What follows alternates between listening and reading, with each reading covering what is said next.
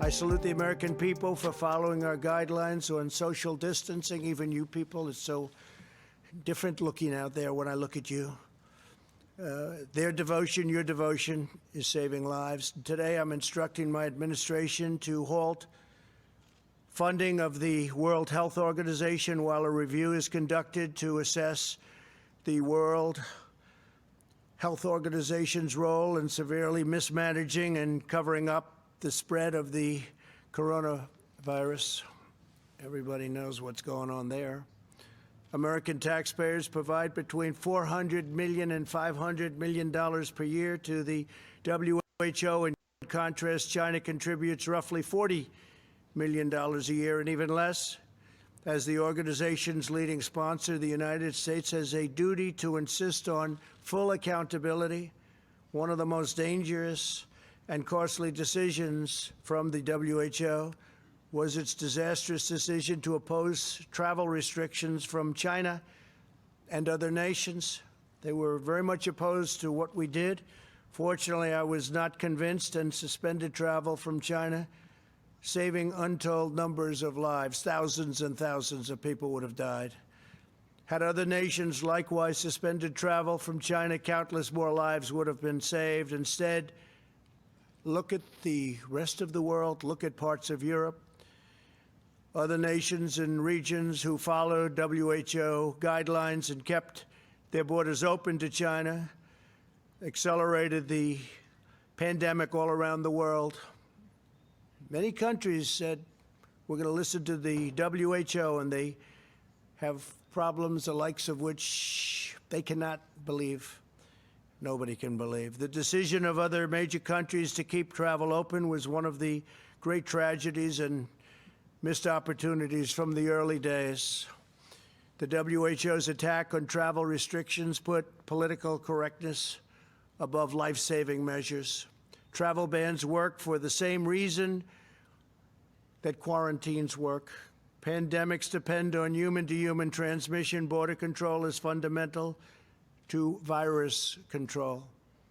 Since its establishment in 1948, the American people have generously supported the World Health Organization to provide better health outcomes for the world and, most importantly, to help prevent global health crises. With the outbreak of the COVID-19 pandemic, we have deep concerns whether America's generosity has been put to the best use possible.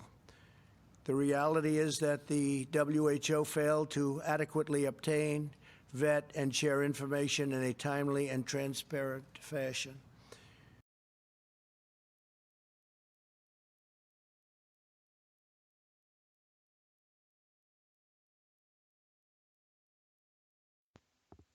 President Xi, I know you spoke to him recently about coronavirus. I did. Some concerns that their economy is really going to tank because of this, and that could have a spillover effect here.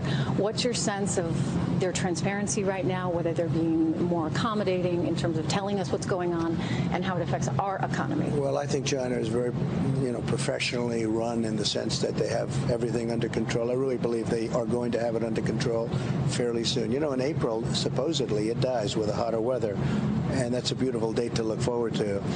But China, I can tell you, is working very hard. We're working with them. We just sent some of our best people over the World Health Organization, and a lot of them are composed of our people. They're fantastic, and they're now in China.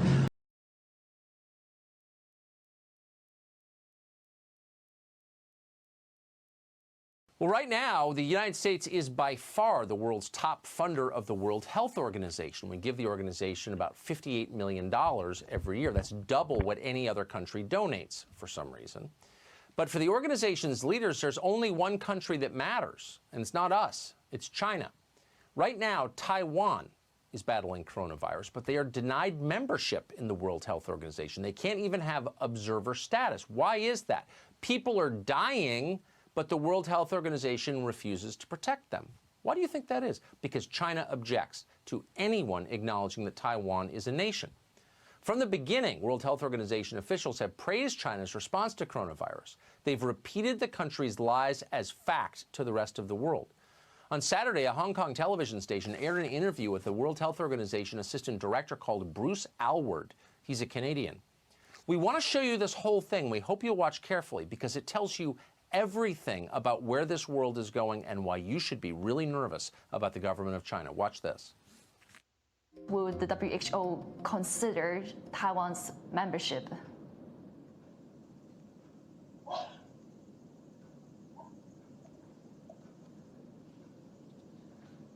Hello?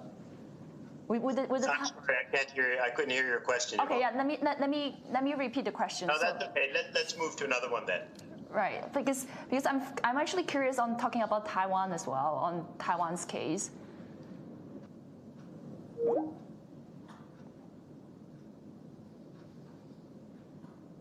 We decided to give Dr. Alward another call to follow up. And I just want to see if you can comment a bit on how Taiwan has done so far in terms of containing the virus. Well, we've already talked about China, and you know, when you look across all the different areas of China, they've actually all done quite a good job. So with that, I'd like to thank you very much for inviting us to participate, and good luck as you go forward with the battle in Hong Kong.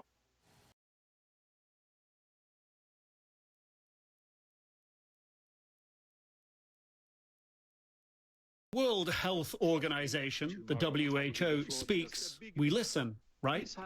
Question is, should we? They seem to be very China-centric.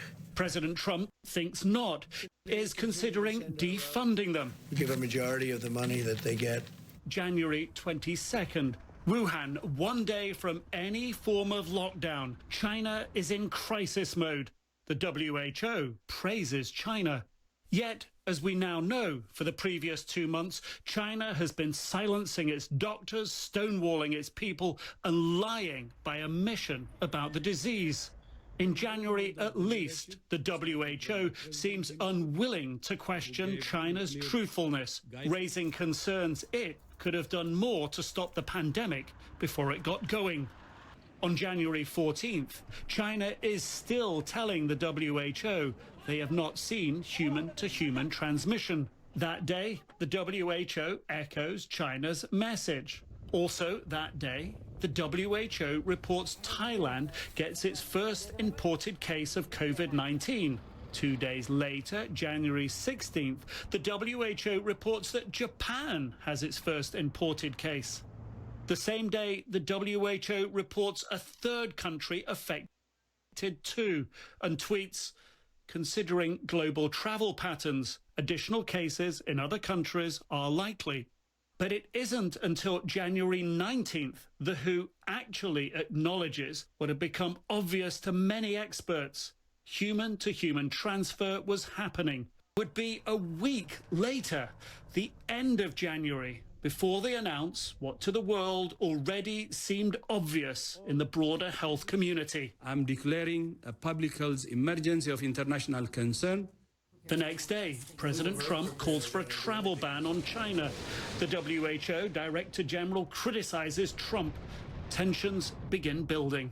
This breaks out in sub-Saharan Africa, for example, in countries that have, fewer ventilators in an entire country than one New York City hospital does. And we need WHO and international support there to help them get prepared. And if so, WHO is weakened or paralyzed now fighting these political fights between the US and China. That could really hurt us in the months to come.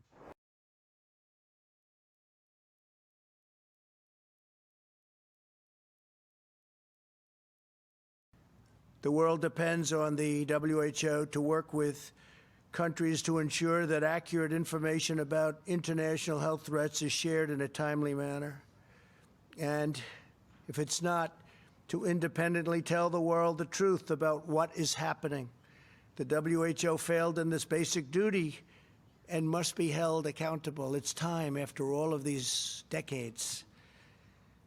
The WHO failed to investigate credible reports from sources in Wuhan that conflicted directly with the Chinese government's official accounts. There was credible information to suspect human-to-human transmission in December 2019, which should have spurred the WHO to investigate and investigate immediately. The silence of the WHO on the disappearance of scientific researchers and doctors and or new restrictions on the sharing of research into the origins of COVID-19 in the country of origin is deeply concerning, especially when we put up by far the largest amount of money.